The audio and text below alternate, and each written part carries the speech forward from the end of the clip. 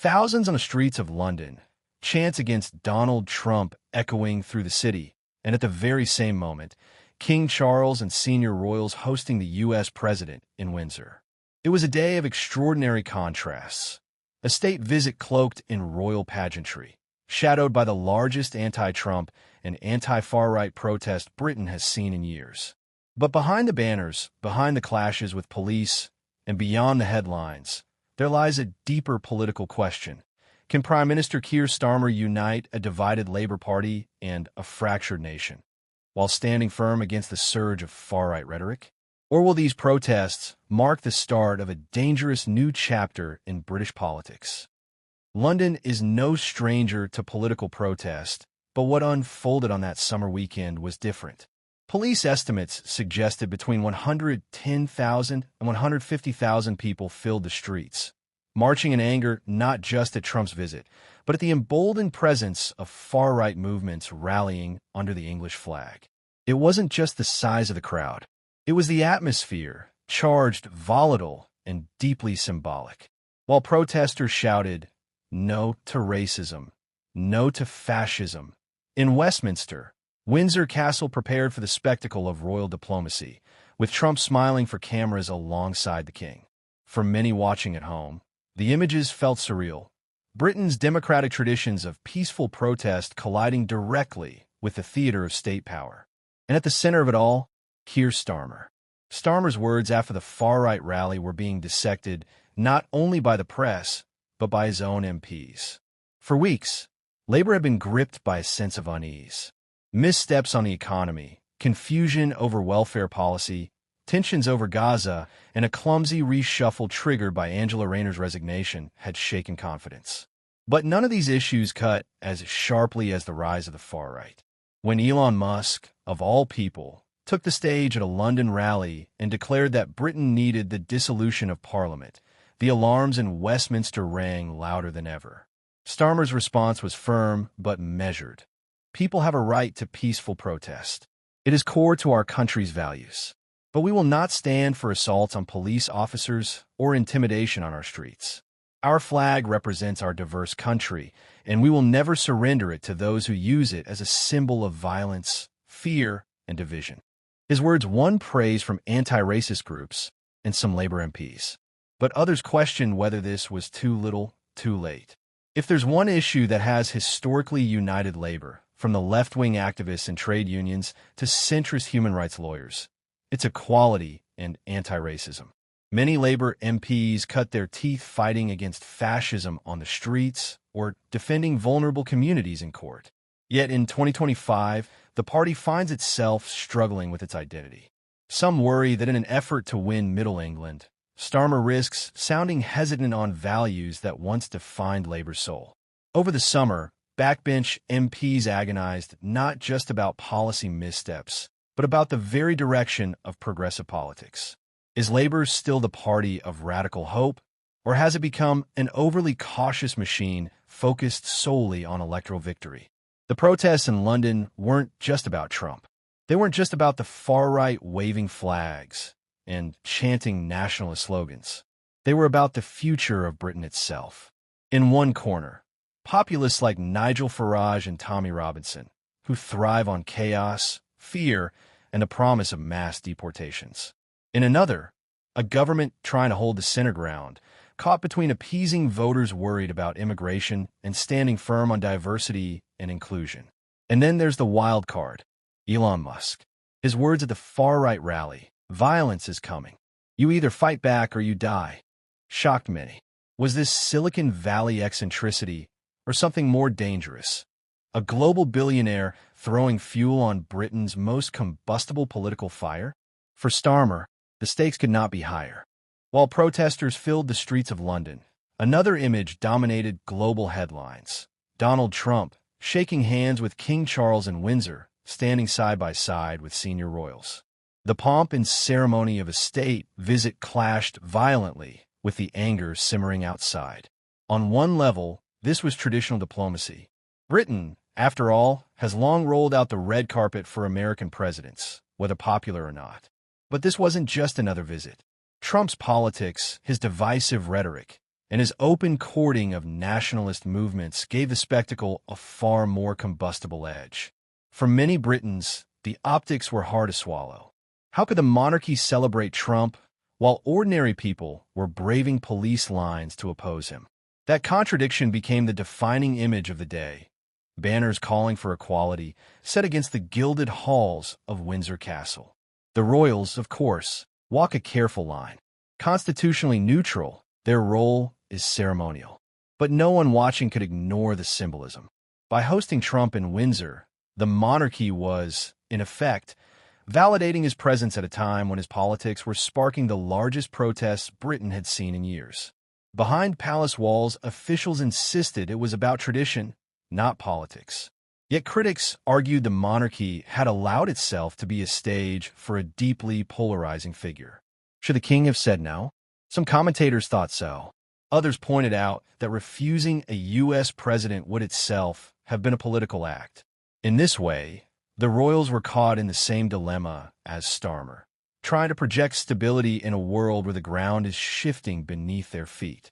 For Keir Starmer, the timing could not have been worse. On the one hand, he wanted to project Britain as a reliable partner to the United States. On the other, he knew that his own party base was furious about Trump's visit and the far-right rallies emboldened by it. Starmer chose his words carefully. He condemned violence, defended diversity, and made clear that the St. George's flag belonged to everyone, not just those who shouted hate under its banner. But he stopped short of directly criticizing Trump. That restraint frustrated some Labour MPs, who believed Starmer must show bolder moral leadership in the face of rising extremism. It was a classic Starmer moment. Lawyerly precision, but not much passion. Supporters said it was smart politics. Critics said it was uninspiring. While Starmer tiptoed, Nigel Farage roared. His presence in the media was constant. Morning shows, evening panels, interviews, podcasts. Farage's voice was everywhere. And his message was blunt. Britain had lost control of its borders, immigration was out of hand, and only a radical shakeup could save the country. Farage didn't need to lead Saturday's march. Tommy Robinson did that. But Farage's shadow loomed over it. He provided the political respectability that Robinson's movement lacked.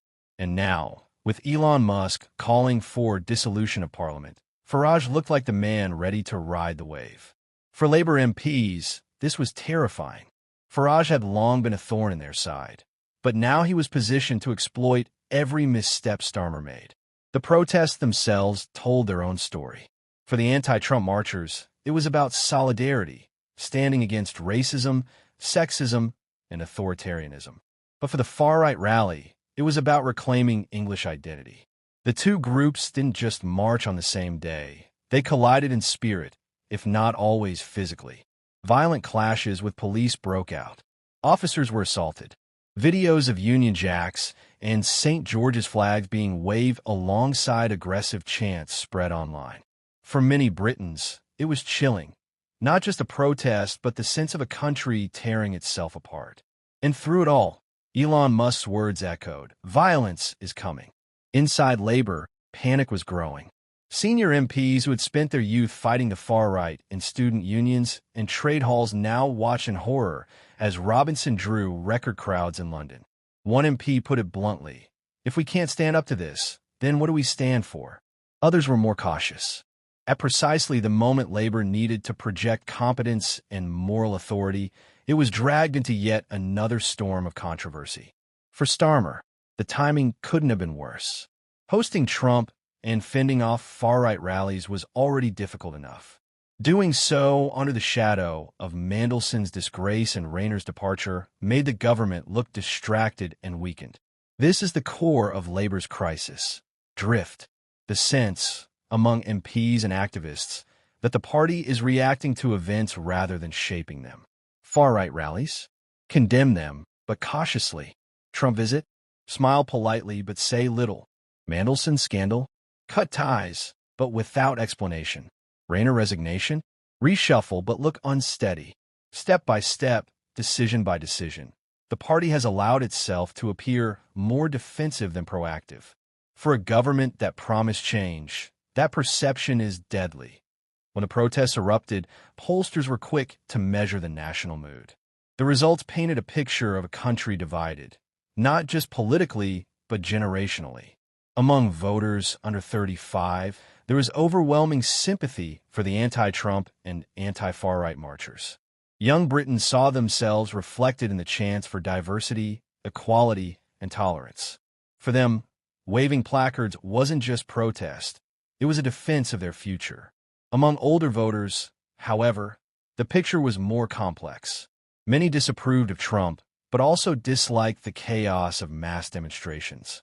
Some sympathized with concerns about immigration and cultural change, even if they rejected the violence of the far right. And hovering above it all was a striking figure. More than half of Britons surveyed said they believe the political system no longer represents ordinary people. That single statistic explains much of the anger on the streets. Why did this protest swell to such enormous size? Analysts point to several factors. First, symbolism. Trump's state visit provided a lightning rod, a chance for protesters to tie domestic discontent to a global figure they saw as emblematic of division and authoritarianism. Second, timing. After a summer of political missteps, from welfare blunders to Gaza confusion to Mandelson's downfall, many felt Labor had lost touch. The protest became not only about Trump or the far right, but also about frustration with the entire political class. Third, fear. Elon Musk's words, "Violence is coming," combined with the growing boldness of far-right figures like Tommy Robinson, created a sense of urgency. People felt they had to act now, before the movement became unstoppable. It's important to remember that most of the 150,000 protesters were peaceful. They marched with banners, sang songs, and demanded dignity. Parents brought children. Community groups turned out in solidarity. But as always, a small minority turned violent. Videos of scuffles with police quickly spread, overshadowing the peaceful majority. For the media, the images of clashes were irresistible. For the far right, they were propaganda gold. This tension, the difficulty of keeping protest peaceful in the face of provocation, has haunted progressive movements for decades. Every bottle thrown, every punch swung, risks discrediting the cause. Starmer, in his statement, was careful to separate the two. He defended the right to peaceful protest while condemning intimidation and violence. But whether the public will make that distinction remains to be seen. Perhaps the most powerful symbol of the protests was the St. George's flag. For the far right, it was their banner, waved aggressively as a sign of English identity. For Starmer, it was something different. He declared that the flag represents our diverse country and would not be surrendered to those who use it as a weapon of division. This battle for the flag is more than symbolic. It is a fight for national identity itself. Can the English flag be reclaimed as a symbol of inclusion, or has it been permanently tainted by those who march under it shouting for deportations and exclusion? Starmer's stance was bold, but it comes with risk. If the public associates the flag too strongly with the far right, his attempt to reclaim it may fall flat. Yet if he doesn't try, Labor risks abandoning patriotism to the populists. For Starmer, this is the defining test of his premiership. Leadership is not only about policy, it is about moral clarity in moments of crisis. His critics argue he speaks too cautiously, that he fails to inspire. His supporters insist caution is wisdom, that Britain doesn't need another shouting populist, but a calm, steady hand. But in the heat of political battle, perception often matters more than substance. Does Starmer look strong? Does he look like a man capable of defending Britain against extremism? Or does he look hesitant, always one step behind events? These questions are not academic. They may decide whether Labour wins the next election, or whether the far right grows strong enough to fracture British politics beyond repair. There is another factor at play: fatigue. After years of Brexit turmoil, pandemic struggles, economic hardship, and political scandals, the public's patience with politicians of all stripes is wearing thin. This is why Musk's words resonated, even with those who don't share his politics. When he said the system is broken, millions nodded. even if they recoiled at his solution. For Starmer, this is both a danger and an opportunity. If he can channel that frustration into a message of renewal, Labour might capture the spirit of change. If not, the anger will be captured by others, Farage, Robinson, or whoever comes next.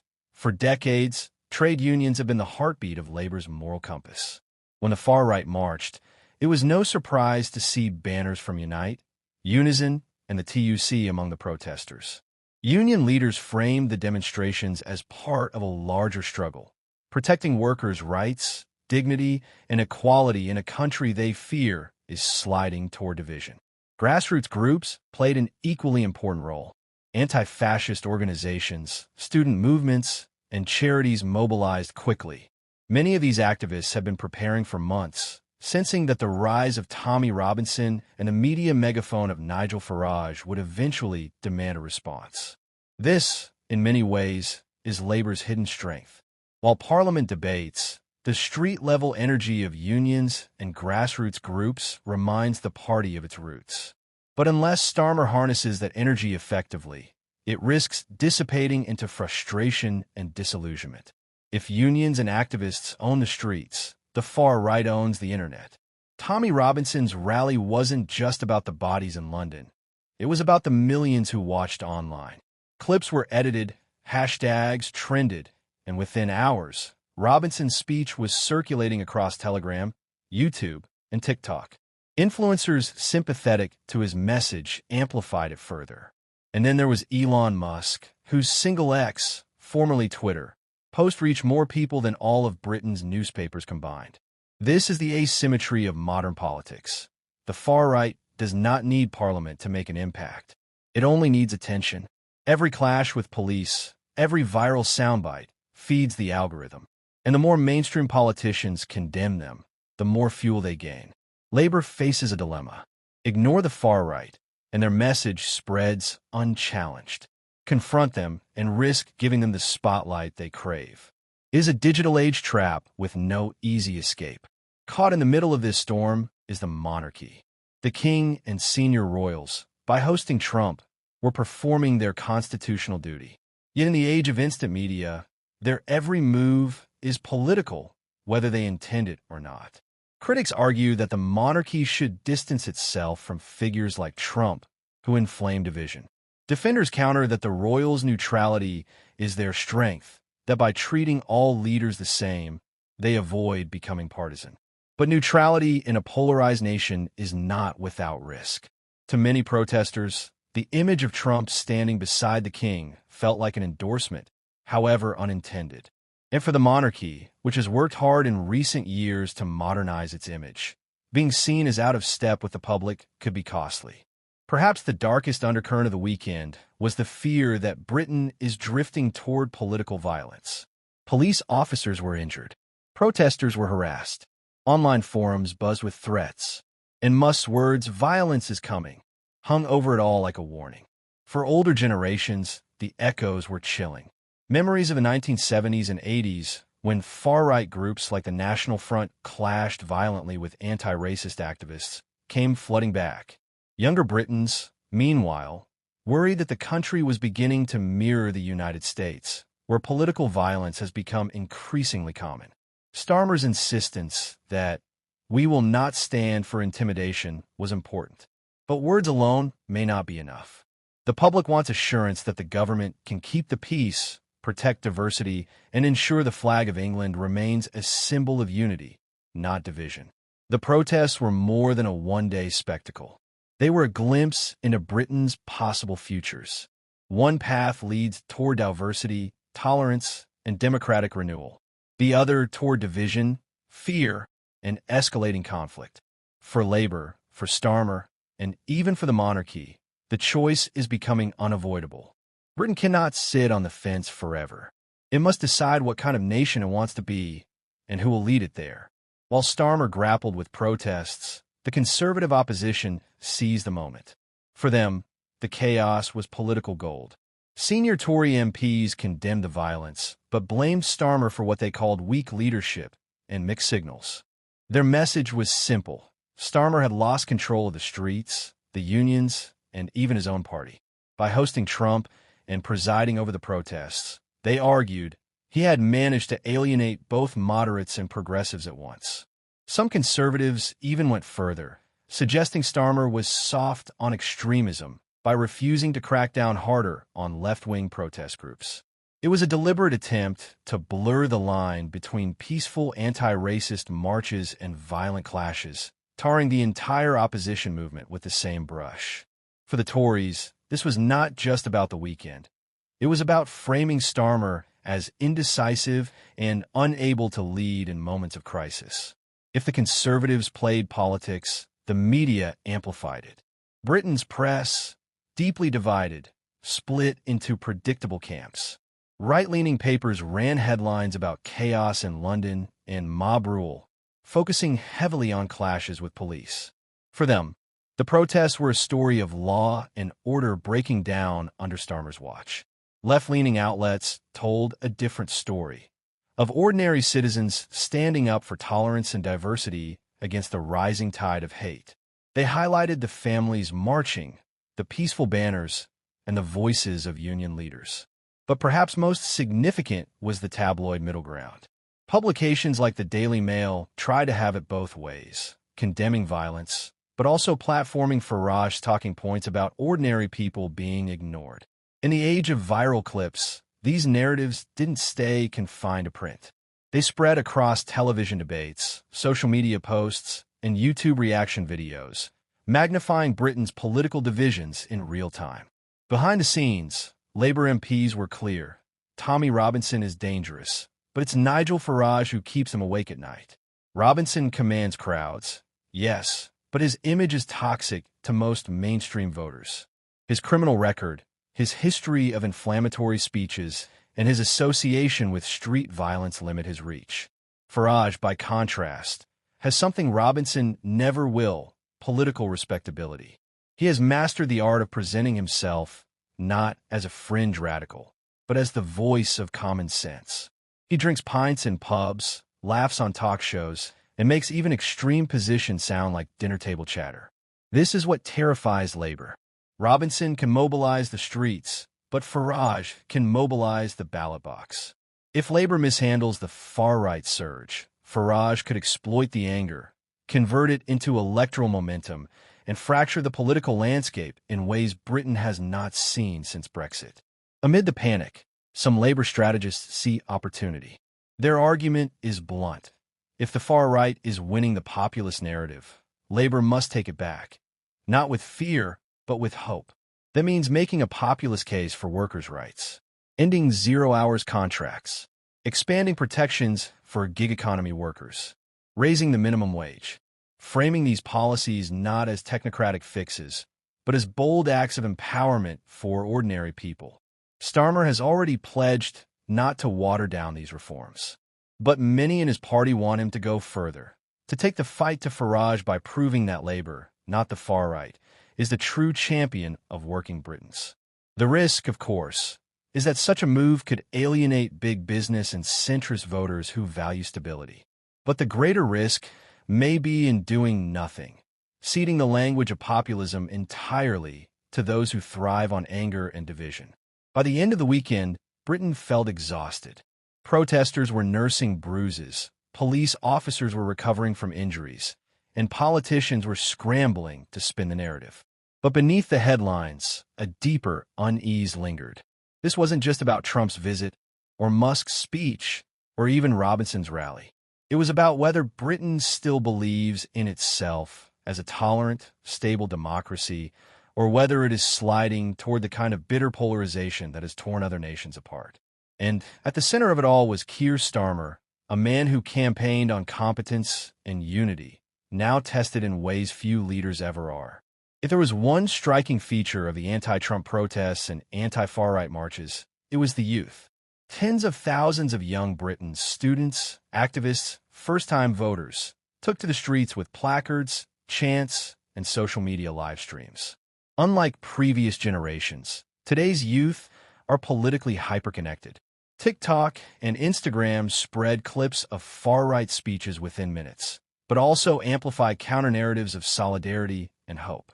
It would mean ceding Britain's future to forces of division, leaving the country weaker, angrier, and more fractured than ever.